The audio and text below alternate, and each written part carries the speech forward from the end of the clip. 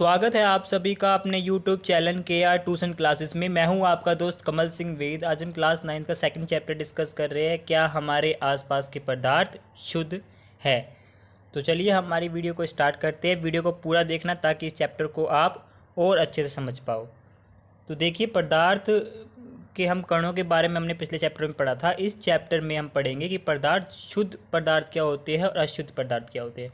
आपने कभी सुना होगा कि शुद्ध देसी घी या अशुद्ध देसी घी, मिलावटी घी, है ना। तो शुद्ध घी का मतलब है ऐसा घी जिसके अंदर घी के ही कण हो, किसी और चीज़ को उसके अंदर मिलाया ना गया हो। जैसे दालों के अंदर भी या चावल के अंदर भी मिलावटें की जाती है कंकड़ डाल करके। तो अगर चावलों के अंदर कंकड़ नहीं है, चावल बिल्कुल साफ़ है, तो वो एक जैसे ही तो कणों से मिलके बने हैं ना, तो चावलों को कहेंगे हम शुद्ध चावल या शुद्ध पदार्थ। लेकिन अगर उसके अंदर कंकड़ डाल के हम मिलावट करने की कोशिश करते हैं, उसके अंदर दूसरे पदार्थ डाल देते हैं, दूसरे कण डाल देते हैं, तो उसके अंदर क्या आ जाती है, इम्प्योरिटी आ जाती है, अशुद्धता आ जाती है।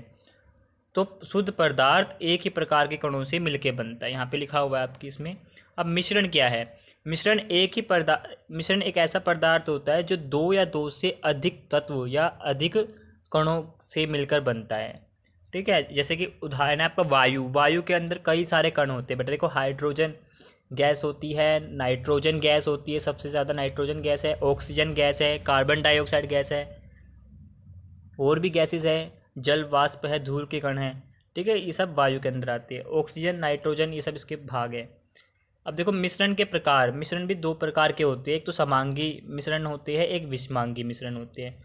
तो पहले समांगी मिश्रण के बारे में पढ़ते हैं। तो पहला पॉइंट है समांगी मिश्रण में, देखो, वे मिश्रण ऐसा मिक्सचर जिसके अंदर पदार्थ परस्पर पूरी तरह से मिश्रित हो जाते हैं और एक दूसरे में मिल जाते। अविभेद का मतलब है मिल जाना, उसे कहते हैं समांगी मिश्रण। ठीक है, इसके अंदर जो भी द्रव्यमान होगा, जो भी वजन होगा, वो सारे कण एक जैसे होंगे। जैसे चावल की बात की थी मैंने, तो चावल अगर साफ़ है तो साफ चावल का मतलब है कि उस चावल की थाली में एक ही तरह के चावल के कण हैं, तो वो शुद्ध माना जाएगा। ऐसे ही कोई भी एटम ले सकते हो, परमाणु ले सकते हो, अगर वो एक ही परमाणु से मिलकर बना है तो वो शुद्ध पदार्थ है। उदाहरण के लिए देखा जाए तो जल में अगर हम चीनी को घोल लेते हैं तो वो क्या है, समांगी मिश्रण है, क्योंकि उस जल में सिर्फ चीनी ही घुली हुई है, कोई और कण हमने उसमें नहीं घोला है। विषमांगी मिश्रण की बात करें तो विषमांगी मिश्रण ऐसा मिश्रण होता है जिसमें पदार्थ पृथक रहते हैं, अलग अलग रहते हैं, क्योंकि हम उसमें मिलावट करते हैं ना, तो अलग अलग रहते हैं। एक चीज़ के कण अलग होंगे और दूसरी चीज़ के कण अलग होंगे। तो एक पदार्थ के कण छोटे हो सकते हैं और दूसरे पदार्थ के बड़े बड़े कण हो सकते हैं, तो ऐसे कणों को कहते हैं विषमांगी मिश्रण कहेंगे इन्हें। तो उदाहरण दे रखे, जैसे चीनी और बालू, अगर हम चीनी और रेत को पानी के अंदर मिला दें या उनको आपस में भी मिला दें तो ये भी एक विषमांगी मिश्रण है, क्योंकि देखो चीनी के दाने मोटे होते हैं, मिट्टी के कण तो छोटे होते हैं। चीनी आपको साफ अलग दिखाई देगी और जो रेत के कण है वो आपको अलग दिखाई देंगे, तो ये होगा विषमांगी मिश्रण। अब विलयन की बात कर लेते हैं। तो विलयन भी हमारे यहाँ पर कई प्रकार के होते हैं, लेकिन हम यहाँ पे बात करेंगे पहले विलयन के अंदर कि विलयन होता क्या है। तो विलयन दो चीज़ों से मिलकर बनता है। ठीक है, एक तो होता है उसके अंदर विलेय, जिसे सोल्यूट कहते हैं, घुलनशील पदार्थ। विलेय होता है जो पानी के अंदर या किसी चीज़ के अंदर घुलता है, जो घुलता है, जिसको हम ऊपर से डालते हैं और वो घुल जाता है। विलायक या सोलवेंट होता है वह पदार्थ जिसमें वह घुलता है, जैसे यहाँ पे पानी दे रखा है, तो पानी किसको घोलता है, चीनी को घोलता है, शर्करा को घोलता है। दूध भी एक विलायक है। ठीक है, तो विलायक आपको समझ में आ गया होगा, विलेय जो घुलता है और विलायक जो अपने अंदर घोलता है। डेफिनेशन पढ़ सकते हो यार। अब मिश्रण के प्रकार इंपॉर्टेंट टॉपिक है ये, 5 मार्क्स में आ सकता है, 3 मार्क्स में भी आ सकता है। देखो, वास्तविक विलयन होता है एक हमारा, एक कोलाइड विलयन होता है, एक निलंबन होता है। इन तीनों के अंदर डिफरेंस बताता हूँ मैं आपको। देखो, जो विलयन होता है, जैसे कि आपने चीनी घोली पानी के अंदर, ठीक है, पानी में चीनी घोल दी आपने, तो वो पूरी तरह से घुल जाती है। तो पहला पॉइंट है इसका कि विलेय के कण जो होते हैं वो आकार में बहुत छोटे होते हैं। ठीक है, बहुत छोटे कण मिलेंगे आपको, वो आंखों से नहीं दिखाई देंगे। जो कोलाइड विलयन होता है, कोलाइड विलयन ऐसा विलयन होता है जिसके अंदर कणों का आकार बड़ा होता है। जैसे दूध देख सकते हो, तो दूध को अगर आप पूरे एक गिलास पानी में अगर आप 1 चम्मच दूध भी डाल दोगे तो पूरे पानी का रंग कैसा हो जाएगा, सफ़ेद हो जाएगा। क्यों हो जाएगा? क्योंकि दूध के कण थोड़े बड़े होते हैं और भारी होते हैं। तो विलायक में कण का आकार वास्तविक से बड़ा होता है किंतु निलंबन से छोटा होता है। अभी हम निलंबन की भी बात करेंगे यहाँ पर कि निलंबन एक ऐसा विलयन होता है जैसे कि अगर आप एक गिलास में मिट्टी डाल देते हो, उसको घोलने की कोशिश करते हो, तो मिट्टी तो पानी में घुलेगी नहीं, वो नीचे बैठ जाएगी तली के अंदर। तो इसके अंदर क्या होता है, इसका कणों का आकार बहुत बड़ा होता है। इनको हम अपनी आंखों से भी, नंगी आंखों से भी देख सकते हैं बिना माइक्रोस्कोप की। तो निलंबन होता है ये। दूसरा इसमें डिफ्रेंशिएट किया गया है इनको कि नंगी आंखों से नहीं देखा जा सकता वास्तविक विलयन को। जैसे चीनी वाला उदाहरण दिया था मैंने आपको, चीनी घुल जाएगी तो उसे आप नंगी आंखों से नहीं देख पाओगे। कोलाइड के विलयन हैं, इनको भी आप आंखों से नहीं देख पाओगे, लेकिन अगर आपके पास माइक्रोस्कोप है तो उससे देख सकते हो आप। निलंबन को नंगी आंखों से देखा जा सकता है, मैंने अभी आपको बताया था। अब थर्ड पॉइंट देखोगे विलयन के अंदर, तो समांगी मिश्रण होता है। जो समांगी मिश्रण मतलब एक ही जैसे कण होते हैं। जैसे मैंने चीनी का उदाहरण दिया था, पानी के अंदर चीनी घोल रखी है तो चीनी ही तो घोली है ना, तो वो एक जैसे कण हैं, तो समांगी मिश्रण है। लेकिन जो दूध हमने डाला पानी के अंदर, वो समांगी दिखाई तो देता है लेकिन वास्तव में वो क्या होता है, विषमांगी होता है। अब समांगी और विषमांगी क्या होता है, समांगी मैंने अभी आपको बताया था और विषमांगी भी मैंने आपको बताया था, जिसके अंदर अलग अलग कण होते हैं। और जो कोलाइड होता है, निलंबन, ये भी विषमांगी मिश्रण होता है, क्योंकि इसके अंदर भी छोटे मोटे कण होते हैं, बड़े छोटे कण होते हैं, एक जैसे आकार कणों का नहीं होता है। अब वास्तविक विलयन को छानन विधि के द्वारा, मतलब छलनी से आप छान करके अलग नहीं कर सकते। घुली हुई चीनी को क्या आप अलग कर सकते हो, नहीं कर पाओगे। कोलाइड विलयन जो दूध वाला एग्जाम्पल मैंने लिया था पानी के अंदर, इसको भी हम छलनी के द्वारा अलग नहीं कर सकते। लेकिन जो मिट्टी बैठी हुई है पानी के अंदर, उसको हम छलनी के द्वारा काफ़ी हद तक छान सकते हैं। पूरी तरह से तो वो भी नहीं छनता है, लेकिन काफ़ी हद तक छान सकते हैं। और जो पानी के को देखोगे अगर, तो विलयन पारदर्शी होता है, उसके आर पार देख सकते हो तुम पानी के अंदर। और कोलाइड जो सॉल्यूशन होता है वो अपारदर्शी होता है, वो उसके आर पार तुम देख ही नहीं पाओगे। कांच के गिलास में दूध भर के देखोगे, उसके आर पार देखने की कोशिश करोगे, तुम्हें दिखाई नहीं देगा। और सस्पेंशन या फिर निलंबन जो होता है वो पारभासी होता है, थोड़ा धुंधला हो जाता है। जैसे मिट्टी घोलने के बाद पानी देखते हो ना, धुंधला हो जाता है, तो वो पारभासी होता है। ठीक है। और ऐसे ही दिखा रखा है यहाँ पे, सातवां दिखा रखा है, टिंडल प्रभाव नहीं दिखा था। टिंडल प्रभाव होता है अगर रोशनी पड़ने पर कण दिखाई देना। जैसे आपने स्कूल में या अपने घर में देखा होगा, खिड़की खुलने पर धूप जब आती है तब धूप की रोशनी के साथ साथ छोटे मोटे कण भी दिखाई देते होंगे आपको। तो जो विलयन है हमारा, चीनी वाला जो विलयन था, इसके अंदर टिंडल प्रभाव नहीं दिखाई देगा क्योंकि वो तो घुल चुकी है चीनी। लेकिन दूध के अंदर अगर आप ऐसे करोगे तो उसमें आपको टिंडल प्रभाव दिखाई देगा। और विस्मांग, अगर निलंबन की बात कर रहे हो तो निलंबन में भी टिंडल प्रभाव दिखाई दे भी सकता है और नहीं भी दिखाई दे सकता है इसमें। ठीक है। ये इसके सब कुछ एग्जाम्पल दे रखे हैं, ये याद कर लेना। देखो 8 पॉइंट है, 5-6 पॉइंट भी लिख दोगे पेपर में, मार्क्स मिल जाएंगे पूरे। ठीक है, अच्छे से इनके बीच में डिफ्रेंशिएट कर लेना इनको। अब आता है भाई देखो, सांद्रता निकालना। कि सांद्रता का मतलब होता है, अगर मैं 2 प्याले ले लेता हूँ, 2 कप ले लिए मैंने, और उनके अंदर एक एक चम्मच नींबू का रस डाल दिया। अब मैं बोलूँगा कि कौन सा पानी सबसे ज़्यादा खट्टा होगा, आप बोलोगे भाई दोनों पानी स्वाद में एक जैसे ही होंगे। लेकिन अगर मैं 1 चम्मच नींबू का रस 1 कप में और एक्स्ट्रा मिला देता हूँ, मतलब अब 2 चम्मच वाला 1 कप हो गया और एक इसमें 1 चम्मच वाला कप हो गया। तो अब मैं पूछूं आपसे, सबसे ज़्यादा खट्टा कौन सा होगा, तो सबसे ज़्यादा खट्टा होगा 2 चम्मच जिसके अंदर नींबू के रस डला हुआ है। तो क्यों है, क्योंकि उसके अंदर नींबू के कण की मात्रा ज़्यादा है। सांद्रता का मतलब होता है मात्रा, किसी द्रव्यमान का या विलेय का मात्रा। ठीक है। तो अगर विलयन की द्रव्यमान प्रतिशत निकालना हो हमें, तो कैसे निकालेंगे, विलेय पदार्थ का द्रव्यमान। विलेय पदार्थ होता है जो घुला है, उसका द्रव्यमान, उसकी कितनी क्वांटिटी डाली है, कितनी मात्रा डाली है हमने पानी में, और विलयन की मात्रा। विलयन कैसे निकालते हैं, अभी पढ़ा था हमने थोड़ी देर पहले, विलेय और विलायक को जोड़ करके आपका निकलेगा विलयन। तो विलेय दिया होगा और विलायक दिया होगा, जो पानी दिया होगा उनको आप जोड़ दोगे और उसको गुना कर दोगे 100 से, तो आपका आ जाएगा विलयन के द्रव्यमान का प्रतिशत। आयतन का भी प्रतिशत ऐसे ही निकाल सकते हो। ठीक है। अब हम देखते हैं मिश्रण को अलग करने के कुछ तरीके। तो वाष्पीकरण का मतलब तो आपको पता ही होगा, जब हम पानी को भाप बनाते हैं गर्मी दे करके, तो उसी प्रक्रिया को कहते हैं वाष्पीकरण। ठीक है। अब केंद्रीकरण या सेंट्रीफ्यूगेशन मेथड, ये इंपॉर्टेंट है, ये आ जाता है पेपर में। जैसे दूध से क्रीम को अलग करना, मथते हैं ना, जैसे दही को मथा जाता है, दूध को मथते हैं तो उसके ऊपर मलाई अलग आ जाती है। तो इसी तरह से अपकेंद्रीकरण विधि होती है। इसका इसका उदाहरण है, देखो, दूध से क्रीम को अलग करना। ठीक है, तो इसका यूज़ किया जाता है। भारी कण जो होते हैं वो नीचे बैठ जाते हैं, थोड़े हल्के कण थोड़े बीच में मध्यम आकार में आ जाते हैं, जैसे काले यहाँ पे रंग से दिखाया गया है, और बहुत ही हल्के कण थोड़े ऊपर आ जाते हैं। ठीक है, तो इसका यूज़ कहाँ कहाँ पर हो जाता है? इसका यूज़ होता है शराब तथा रक्त की जांच करने के लिए। जब आप खून टेस्ट करवाते हो या फिर किसी का डोपिंग टेस्ट होता है कि किसी ने शराब या नशा किया है या नहीं किया, उसमें इसी विधि का प्रयोग किया जाता है। क्रीम से मक्खन बनाने में भी इसका प्रयोग किया जाता है। वॉशिंग मशीन में आजकल कपड़े सुखाने के लिए अलग से सेपरेट सेक्शन होता है उसके अंदर, तो उसमें भी यही विधि का उपयोग किया जाता है। अब देखो पृथक्करण कीप, ये भी इम्पोर्टेंट है। इसका क्या सिद्धांत है? देखो, दो अघुलनशील द्रव, दो लिक्विड चीज़ें होंगी जो आपस में नहीं घुलेंगी, पानी के अंदर नहीं घुलेंगी। ठीक है, तो उनको क्या करेंगे? अलग करेंगी। जैसे अनुप्रयोग देखोगे आप, पानी से तेल को अलग करना। देखो, पानी और तेल आपस में घुलते नहीं हैं, वो ऊपर तो आ जाता है, लेकिन हमें उसको अलग करना है ना, सेपरेट करना है। तो कैसे सेपरेट करेंगे? यहाँ पे एक दिया हुआ है आपको, प्रयोग दे रखा है। इस प्रयोग में क्या करते हैं? गोलाकार कीप लेते हैं, सरसों का तेल, अब देखो पानी के अंदर डाल दोगे तो पानी तो नीचे बैठ जाएगा और तेल कहाँ आ जाएगा? ऊपर आ जाएगा।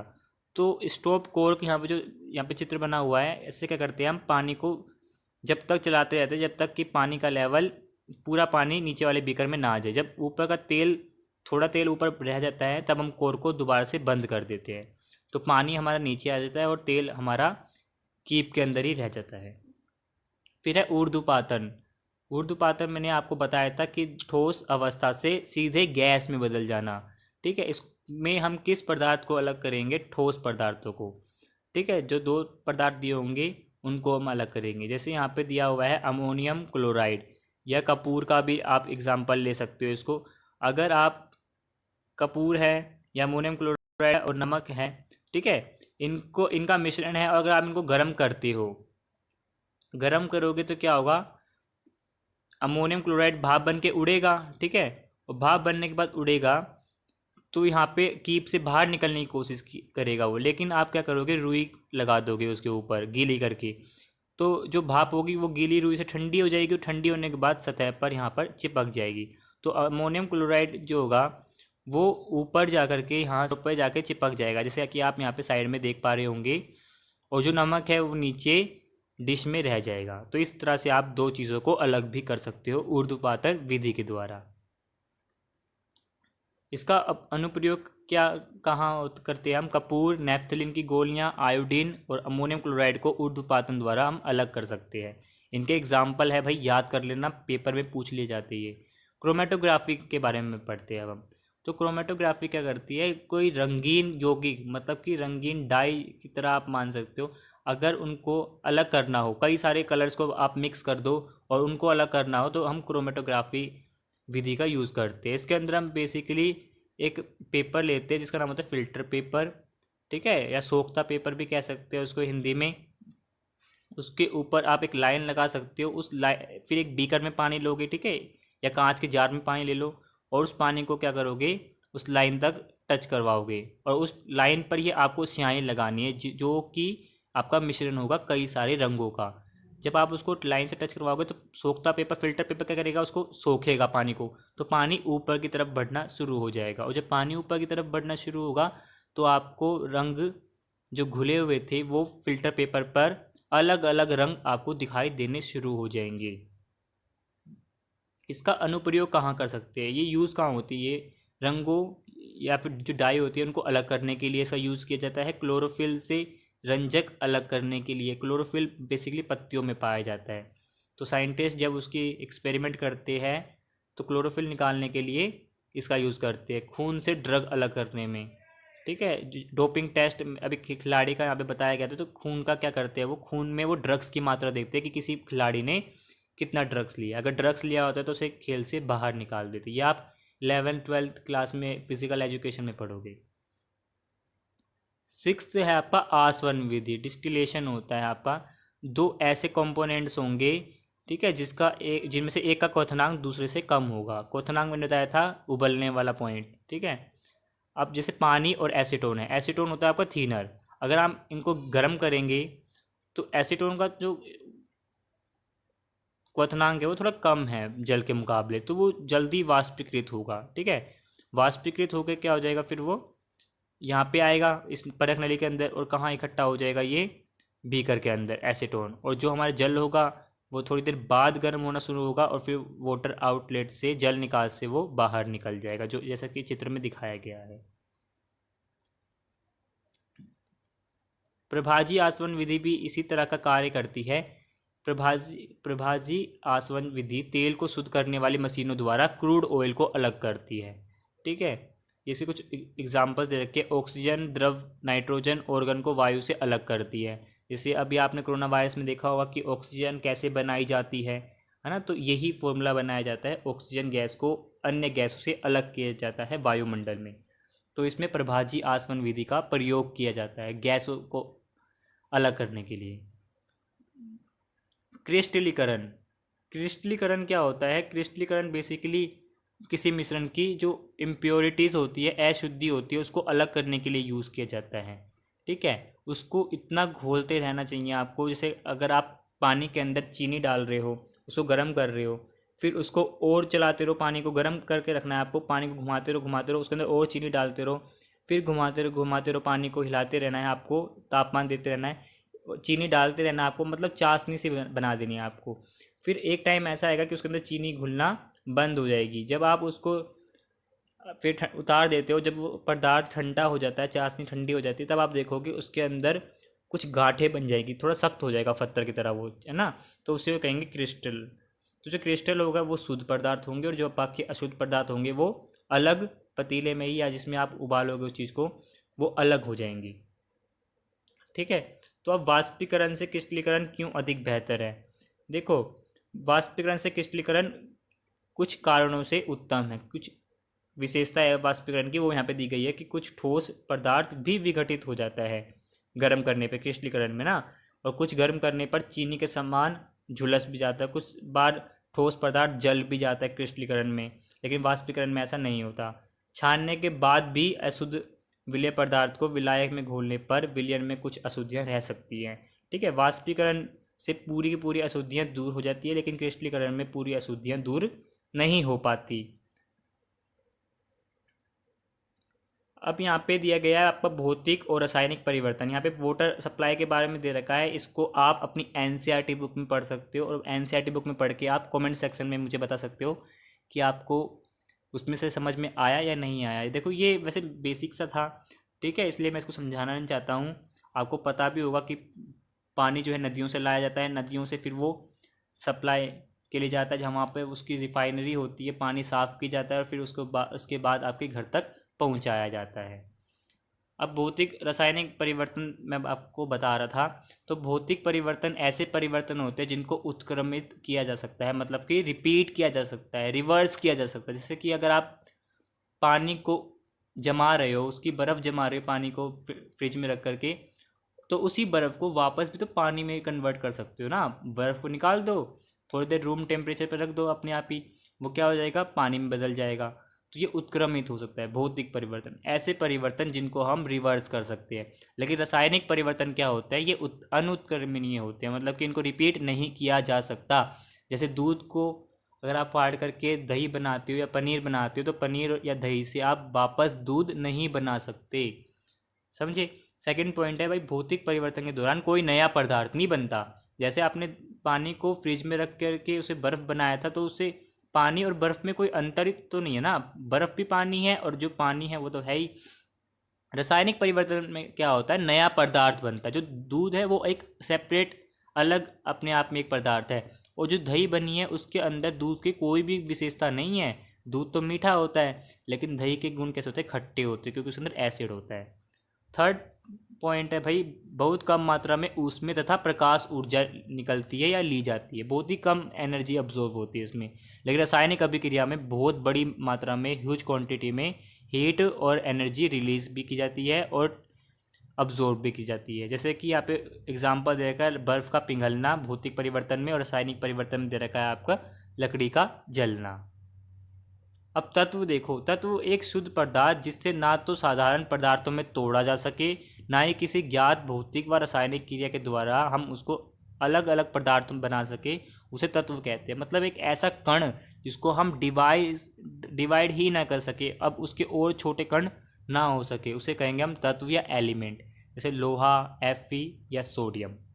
अब देखो तत्व बेसिकली, अब देखो कि वर्तमान में तो 119 तत्व है पूरी दुनिया में, ठीक है, लेकिन इनको क्लासिफाई किया गया है अब 3 प्रकार से: धातु, अधातु और उपधातु। मेटल्स, नॉन मेटल्स, मेटलॉइड्स इनको कहते हैं। तो इनके बारे में पढ़ते हैं। धातु के बारे में फर्स्ट कॉलम में लिखा हुआ है, अधातु के बारे में सेकंड में, और उपधातु थर्ड में लिखा हुआ है इनके बारे में।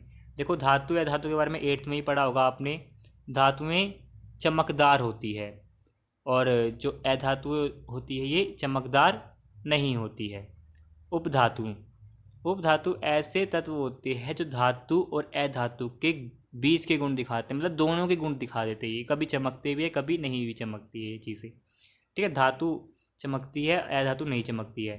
अघात वर्धनीयता होती है, मतलब कि इनको पीट करके चद्दर बनाई जा सकती है धातुओं को, ठीक है।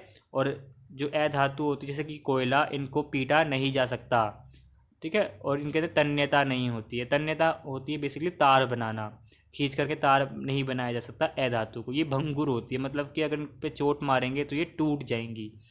और जो धातुएं होती हैं इनके अंदर, इसके अंदर तन्यता होती है, इनको तार के रूप में परिवर्तित किया जा सकता है, अर्थात धातुओं को खींच करके तार बनाए जा सकते हैं। किसी भी धातु का तार बनाया जा सकता है ज़्यादातर, ठीक है। तीसरा पॉइंट देखा, सोनोरस या ध्वनिक नहीं होती। अगर आप धातुओं को धातु से मारते हो तो टन की आवाज़ आती है, जो वो सोनोरस कहलाता है, ठीक है। और जो अधातुएं होती है वो सोनोरस नहीं होती। आप अपनी बुक्स को आपस में मार के देख सकते हो, टन की आवाज़ नहीं आएगी ना। लकड़ी, अगर आप लकड़ी को लकड़ी से मारोगे तो भी आवाज़ नहीं आएगी, तो वो सोनोरस नहीं होती है अधातुएं।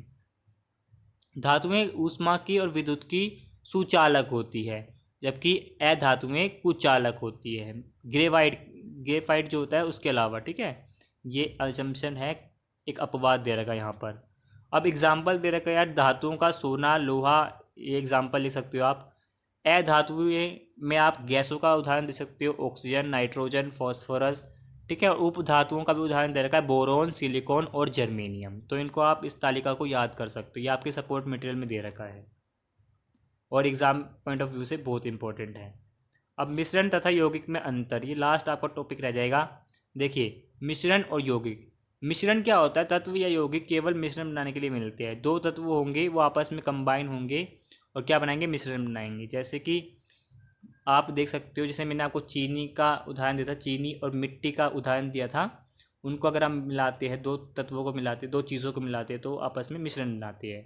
यौगिक, एक पदार्थ क्रिया करके, इसमें क्रिया होगी और नया पदार्थ बन जाएगा। जैसे कि दूध का एग्जाम्पल दिया था मैंने, कि दूध ने रिएक्शन की, अमल के साथ, खट्टास के साथ रिएक्शन की उसने, और क्या बना दिया? पनीर बना दिया, दही बना दिया, तो वो नया पदार्थ बन गया।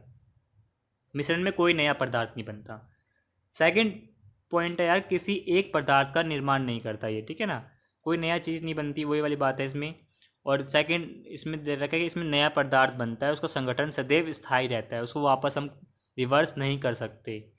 तीसरा पॉइंट दे रखा है, मिश्रण में सारे जो घटक जो हम डालते हैं उनके अपने गुण धर्म दर्शाते हैं। जैसे कि मिट्टी और चीनी वाला मैंने एग्जाम्पल लिया था, तो रेत के कण और मिट्टी, चीनी के कण अगर आप मिक्स कर देते हो, उसमें से एक दाना अगर चीनी का उठाकर चखने की भी कोशिश करते हो, वैसे चखना मत, ठीक है, अजीब लगेगा, बट चखोगे तो वो मीठा लगेगा तुम्हें। और रेत का जो स्वाद होता है पता नहीं कैसा होता होगा, लेकिन उसको जो चखोगे तो उसमें रेत का स्वाद आएगा, ठीक है। मतलब उनके अपने गुण धर्म होंगे।